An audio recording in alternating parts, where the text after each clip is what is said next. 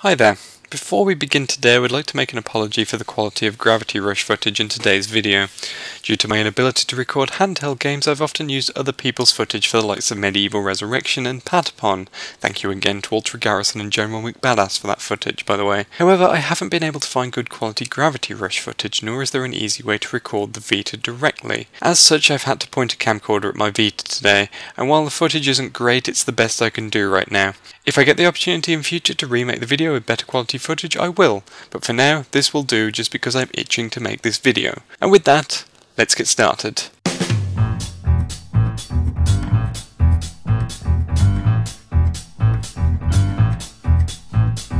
Hello and welcome to another edition of PlayStation All-Stars Battle Royale History, where today we'll be looking at our second DLC character. That's right, today we're looking at Cat from the Vita exclusive game Gravity Rush.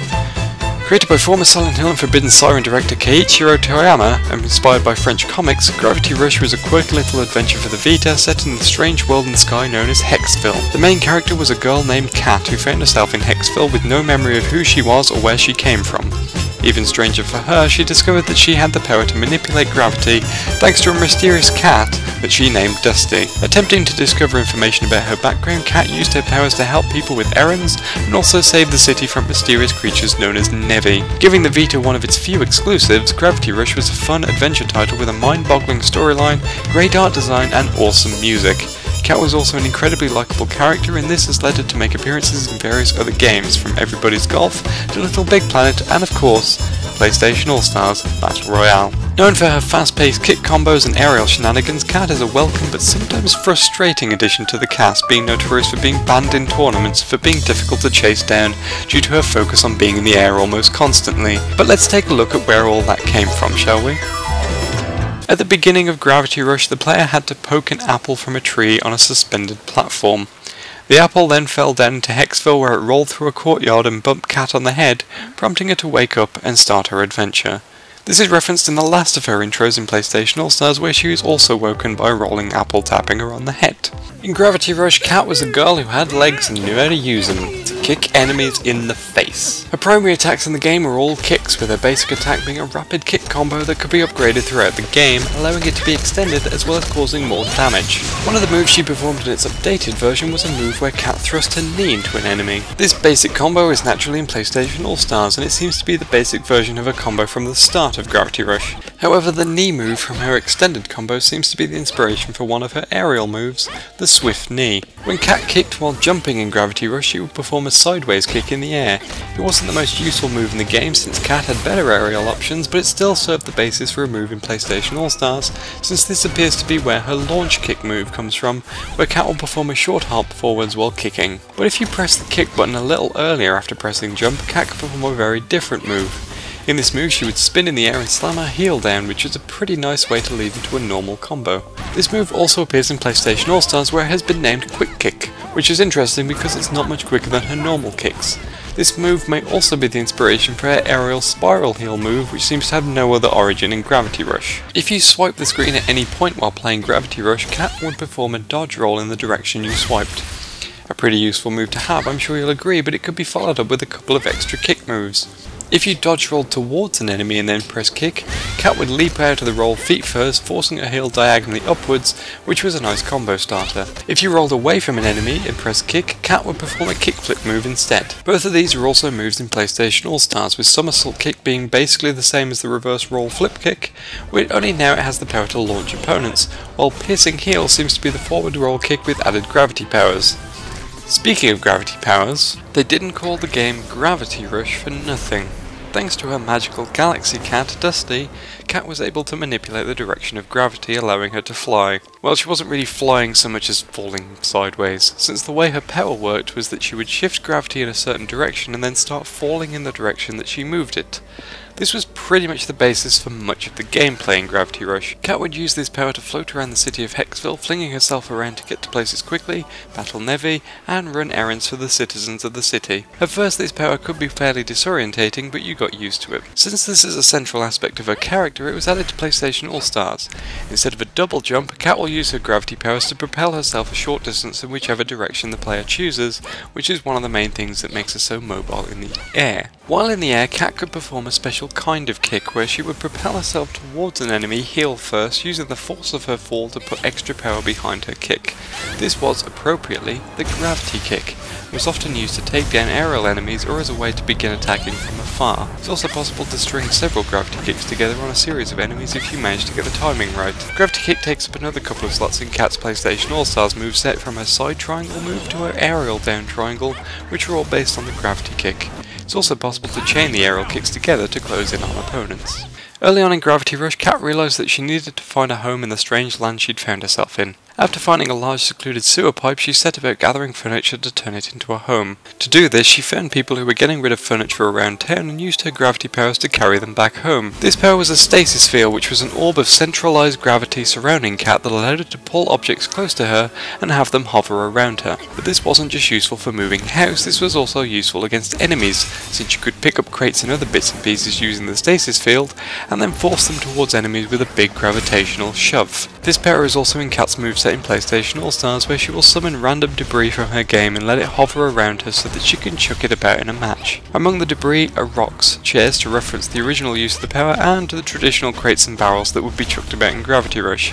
She can also use this power to throw opponents. In Gravity Rush, Kat could also use gravity powers to slide along the ground at great speed, essentially pulling herself along the ground. This was another way to move around speedily in the game, although at times it could be fiddly to use since it involved tilting the whole Vita in order to turn, which took some practice to get used to. If she hit an enemy while in the slide, she would instantly chain into a kick, allowing her to start doing even more damage with a follow-up combo, although again it wasn't perfect because of how fiddly the slide was to use generally. Gravity Slide is also in PlayStation All-Stars, and it acts similarly to Cole's grind move. Using this move, Kat will slide along the ground quickly, and from this she can chain immediately into a kick, making this a great combo starter here too. It's also a lot more useful since there are no motion-based steering controls. Throughout Gravity Rush, Kat could enhance her abilities with new powers gained from mysterious apple trees. These powers were often very devastating abilities that caused a lot of damage in a short space of time. The first of these was the Spiraling Claw, in which Kat would launch herself through the air, spinning in the process and creating a force field of energy that essentially turned her into a giant drill. This move would auto-target, and Kat would continue to bash enemy weak points automatically and repeatedly, which was pretty nice. In PlayStation All-Stars, this move has been toned down a little bit, with Kat using it just to perform a strong charge move instead of a devastatingly destructive attack. Another special move you could gain was the Micro Black Hole, which you may guess was a small black hole that Kat could form around herself, which would pull enemies in closer and the extreme gravitational pull would crush them. It was gained pretty late in the game, so it wasn't used much, especially as the other special moves were a little more useful. This is possibly the inspiration for the Gravity Attract move in PlayStation All-Stars. Kat didn't have a move exactly like this in Gravity Rush, but the design of both moves is similar both aesthetically and practically, so it seems like an inspiration. Gravity Repel also shares some visual similarities, but this move pushes away rather than pulls in. One move that I haven't found any real inspiration for is the Gravity Grab move, which seems to be entirely unique to PlayStation All-Stars. And now, a quick montage before we look at the supers.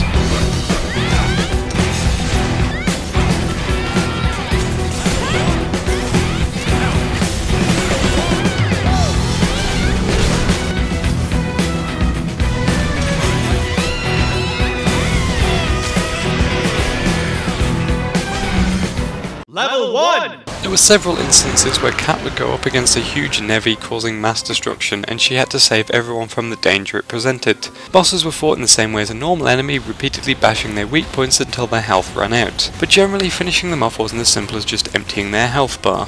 Usually when this would happen, the game would prompt you to tap the weak point, which caused Kat to perform a unique finishing move. The finishing move against the first boss in episode 6 of the game ended up with Kat and Dusty dashing at high speed and performing a strengthened version of the Spiraling Claw together. This not only damaged the weak point, but removed it from the boss's body entirely, allowing Kat to simply crush it in her hands. This is also Kat's level 1 super in PlayStation All-Stars, where she will dash forwards towards an opponent, pulling out a core similar to that found in the Nevi, and then she will crush it. It's interesting since most of the opponents don't have Nevi style weak points, but Kat is clearly so overpowered that she can create one. Level 2! You know, we never talked about the second special move Kat could obtain from the magical apple trees. Guess we should do that now. This move, obtained in episode 8 of the game and known as Gravity Typhoon, saw Kat pulling large pointy bits of rock around herself before flinging them at enemies. Essentially, it was an extreme version of her normal stasis field. The rocks would often home in on whoever Cat aimed it at, and each rock individually caused a hell of a lot of damage, and when you combine that with the fact that Cat chucked a ton of them around, it made the move pretty useful and pretty devastating. So naturally, it's a super in PlayStation All-Stars where Cat will fly up into the air and chuck big pointy rocks at opponents. She continues to chuck out loads of them, and they continue to home in on opponents, although not perfectly, so it remains a pretty nice move. Level 3! In the later stages of Gravity Rush, things got a little weird. Following an encounter with a strange girl and a powerful Nevi in a cave beneath the city, Dusty revealed the full extent of his power as he turned into a panther and melded with Cat, making her extra strong. This is explored further in a surreal chapter where Dusty split into multiple cats, some of whom turn into panthers that summon Nevi. When you've reassembled Dusty in full, you could take on the Master Panther by activating your own Panther powers. The finishing move on the final boss also sees the Panther return in a similar manner. The Panther transformation is never fully explained in Gravity Rush and only ever features in cutscenes as opposed to normal gameplay. However, this didn't stop it from becoming Cat's level 3 in PlayStation All-Stars, marking the first playable appearance of the Panther ever.